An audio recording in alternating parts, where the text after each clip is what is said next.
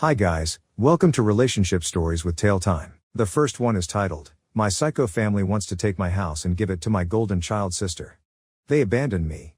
The story starts like this. Hey Reddit, I just had to share this story with you because I think other people with toxic families might be able to relate to this and maybe it helps someone.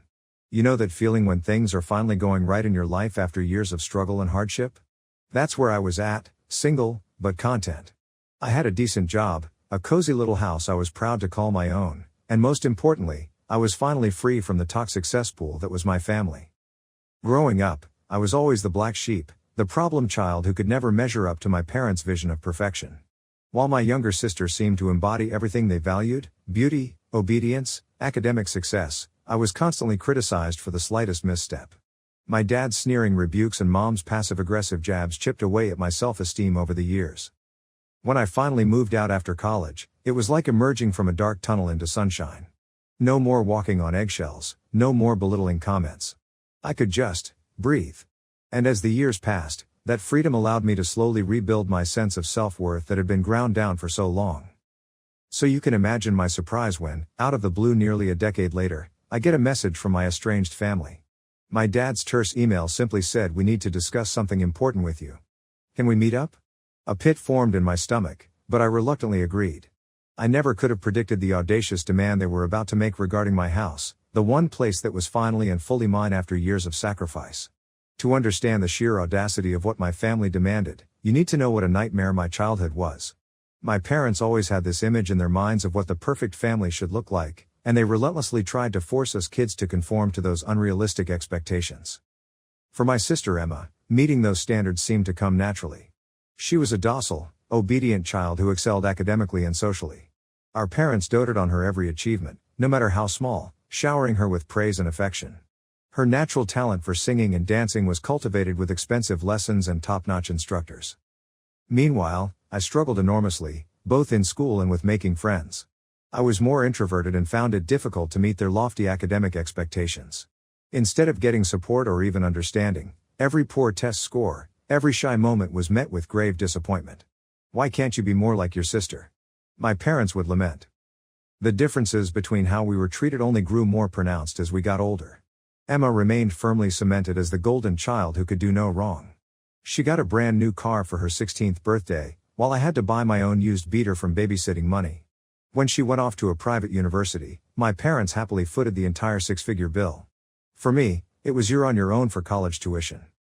My teen years were especially tough, filled with constant criticisms about my appearance, my lack of extracurricular involvement, my unwillingness to really apply myself. Emma was naturally slender and gorgeous, which my mom certainly reinforced by criticizing my normal body fluctuations. I remember the defeated feeling of trying on jeans from Emma's closet, hoping they might actually fit me for once and make my mom happy. They never did.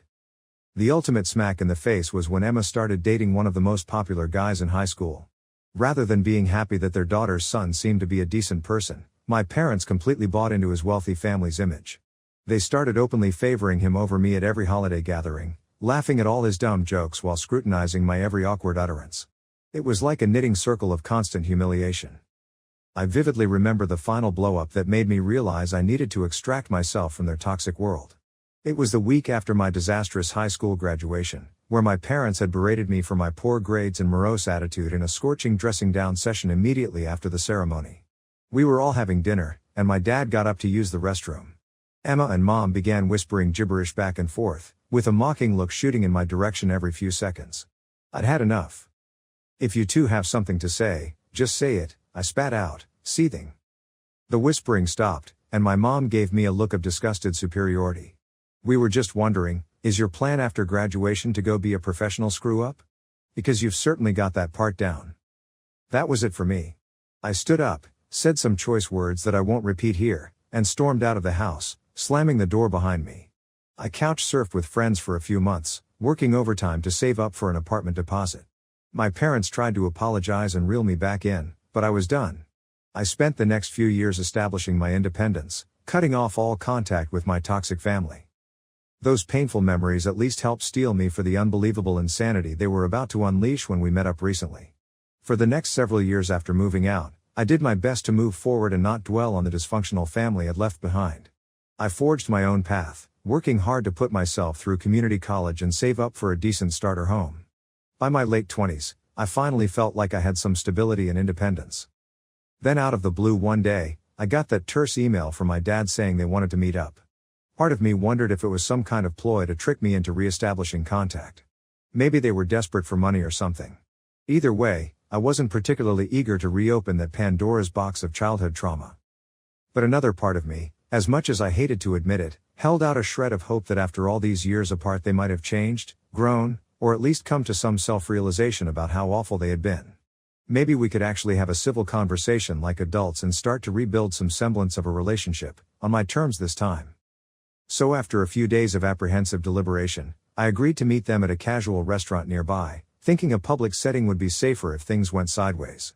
When the day arrived, I have to admit I felt a potent cocktail of nerves and anger bubbling inside as I pulled into the parking lot and saw my parents' car. Emma was there too, looking as smug and perfect as ever. We exchanged some awkward small talk as we got seated and ordered drinks. They remarked how mature I looked now, though my mom quickly added that my outfit was a tad frumpy, don't you think? I brushed it off, realizing some things never changed. Finally, my dad cleared his throat and gave me a look like he was about to launch into one of his classic condescending lecture sessions that I remembered so well. Well, I know it's been a while, he began, with my mom and sister both nodding solemnly. But we wanted to reconnect and discuss a few things, especially regarding your living situation. I tensed up, NPT liking where this seemed to be going. My living situation? What about it? He huffed a heavy sigh, attempting to make himself look as grandfatherly and concerning as possible. The thing is, we've been talking, and we think it's high time you moved back into your childhood home. With us. You've been out on your own quite a while now and, well, we're just not sure you're capable of being fully independent. You could have picked my jaw up off the floor. After nearly a decade of no contact, their first thought was to criticize the self-sufficient life I'd established. I was dumbfounded, but just shake my head in disbelief, waiting for the other shoe to drop. It did, in the form of Emma's perfectly made-up smirk. Yeah, the thing is we got a great deal on your old house. We're moving back to our hometown. And obviously, I'll be the one needing that place. You'll just come stay with Mom and Dad. I must have had a comically dumbfounded look on my face as Emma's words hit me. Moving back in with my parents? Giving up the house I had worked so hard to get? To Emma, of all people? There was no way I was hearing this correctly. Come again? I sputtered out, my voice sharp with disbelief. You want me to just hand over my house? To Emma? My dad gave a self-important harumph. Well, when you put it that way, you make it sound rather outlandish. But think it through, son. Oh, here we go, I thought. Another patented lecture about how their way is the only logical, correct way of doing things. Your mother and I have given this a lot of thought, he steamrolled on, with Emma nodding supportively beside him. We're returning to our hometown after all these years to be closer to our family.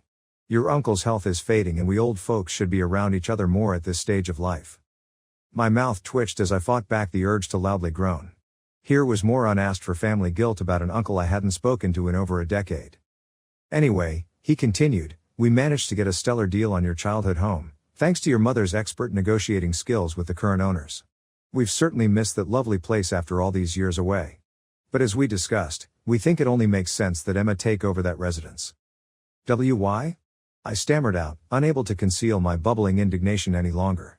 I bought my own house, paid for it myself, literally everything in my life is mine. Why the hell would I just hand it over to Emma? My mom gave a derisive snort. Such language. Because, frankly, we don't have much faith in your ability to continue going it alone, as they say. HMMPPH, you only put yourself through a couple of years at a community college if I remember right? We had such hopes you'd join the household moving company after university but, well, we know how that turned out. Emma couldn't contain her look of smug amusement as my mom took a deliberately condescending sip of her drink. We, on the other hand, she said, emphasizing the collective we to exclude me, have successful careers, financial stability, investments, we run a legitimate business. Frankly, we're not sure you'd be able to handle the upkeep and utilities on a house like that. Mother, I've been handling the upkeep on my house for years now, I said, fighting throbbing waves of anger and disbelief. What makes you think I can't handle living on my own and paying a mortgage? Just because you never taught me those life skills? Don't be difficult, my dad barked, raising his voice definitely enough to turn heads at nearby tables. This living situation is what's best. Emma's got her business administration degree and she'll be able to take over operations at the moving company one day when I'm ready to retire. Having her set up in the family home makes perfect sense for eventually transferring ownership. I couldn't believe what I was hearing. After completely checking out of my life and casting me aside in favor of Emma, they just expected me to uproot everything at their whim? This outrageous entitlement was exactly why I had cut them off in the first place. Emma sat up straight and smoothed her perfectly pressed slacks. "Don't worry, bro. We've got it all figured out. You'll move back into the guest bedroom at Mom and Dad's place. We'll put all your junk into storage somewhere until you can sort through it." "My junk?" I growled. "Those are my belongings, Emma. In my house. A house I earned through actual hard work instead of coasting on Mom and Dad's checks like a spoiled brat." The hushed conversation around us turned into a deadly quiet stillness.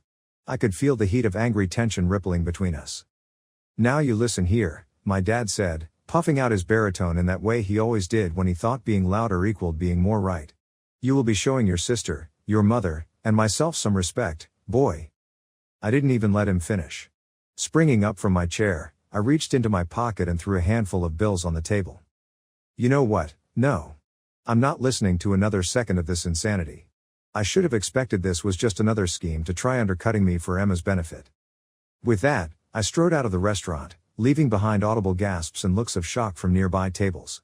Out in the parking lot, I stopped for a moment to catch my breath and calm my shaking rage. So much for reconnecting as a family.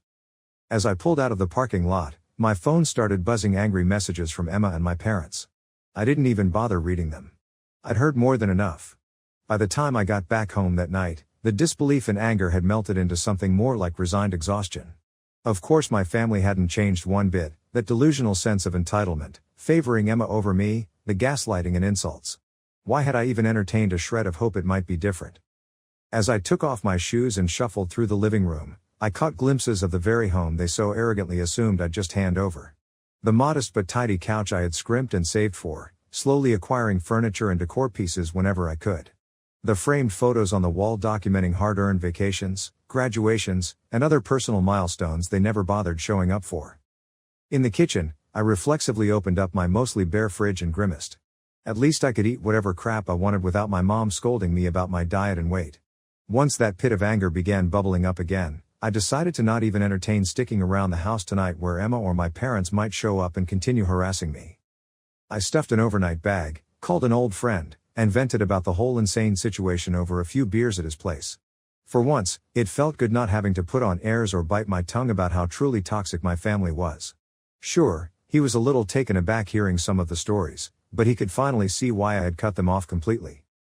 "Honestly man, good for you for standing up to their craziness," he said. "I wouldn't give those assholes a damn thing after how they treated you." I exhaled a long sigh and rubbed my temples. "Easy for you to say. You don't know the amount of manipulation and guilt tactics they're capable of. I'm sure this is just the first wave." Unfortunately, I was right. Driving back home the next morning, my phone was already bombarded with a rapid-fire barrage of texts and voicemails, the notifications pouring in one after another. I didn't have a chance to block them before hearing the first few voicemails from my sister. "Oh my God, you selfish prick." Her shrill suburban mom voice practically shattered my ear. "I can't believe you just embarrassed all of us in public like that.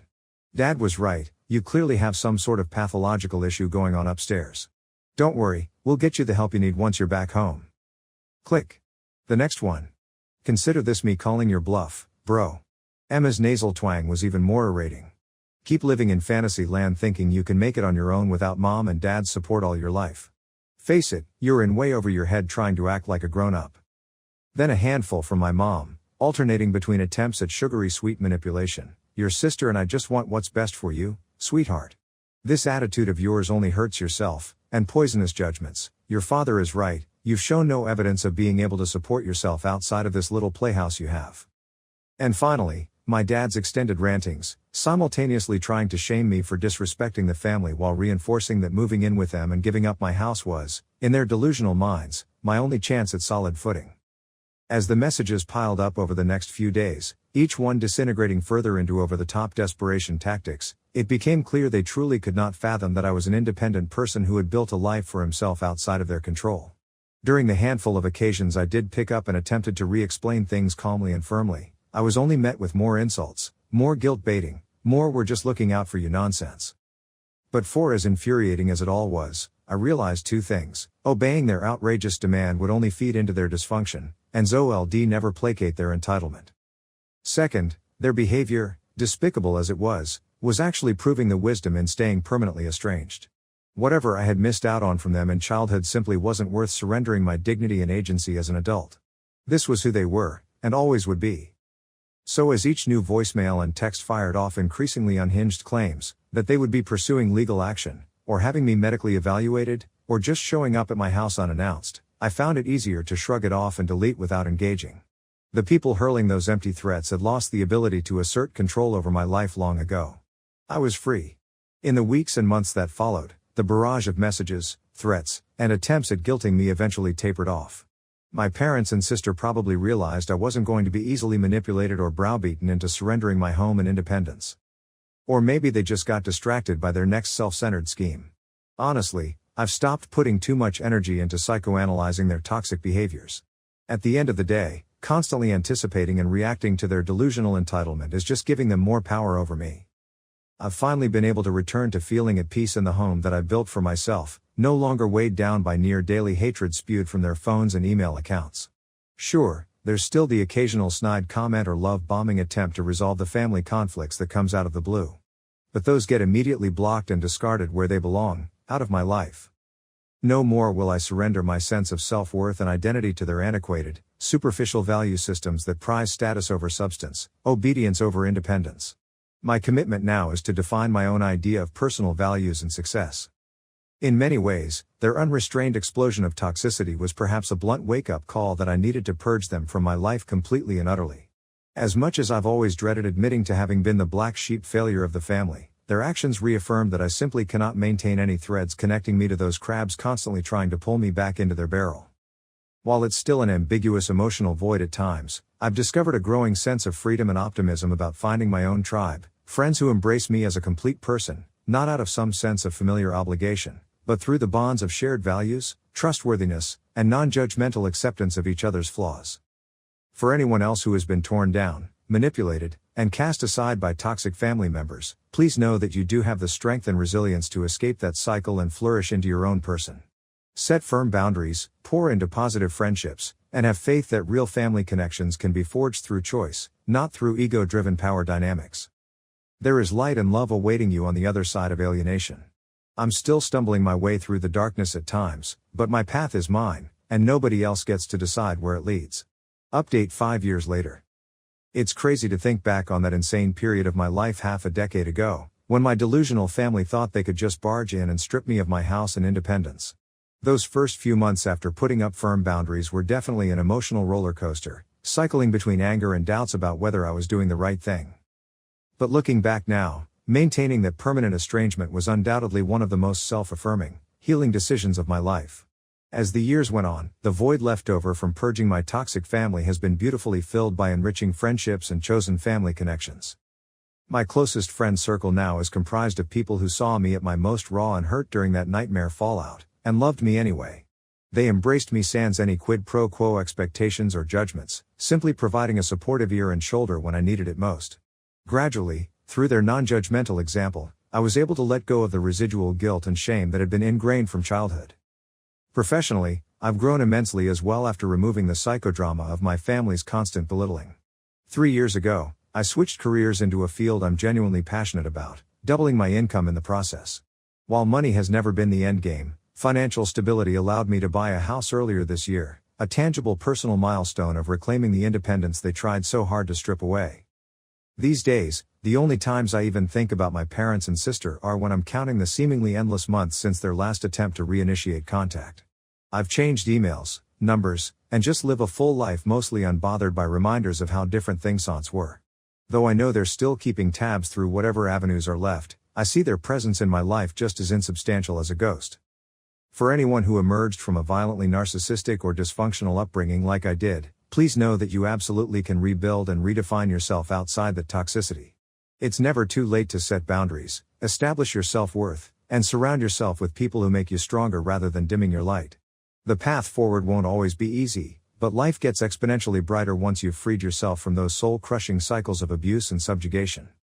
I'm living proof that the black sheep can not only survive, but blaze a vibrant trail all their own. Here's to many more years of healthy personal growth, chasing my own dreams, and showing those who tried to break me that I'm a force they'll never control. Wow guys, what an epic story of rising above a narcissistic, toxic family determined to leech off you and strip you of your independence. Hearing all the vile ways the parents and sister gaslit, manipulated, and devalued the op was absolutely infuriating, but so satisfying watching them get shut down time and again. Major props to op for having the fortitude to permanently cut off those vampires and rebuild from scratch over the past 5 years. Their chosen family and personal/professional wins sound so well deserved after such an agonizing early adulthood. Stories like this are an inspiration for anyone looking to finally break out of a cycle of familial abuse and neglect. Wishing op nothing but continued peace, growth and fulfillment going forward. And guys, with this we have reached the end of the video. If you cannot get enough of my content, please subscribe to my channel, like the video and post a comment to support me. I will see you again tomorrow.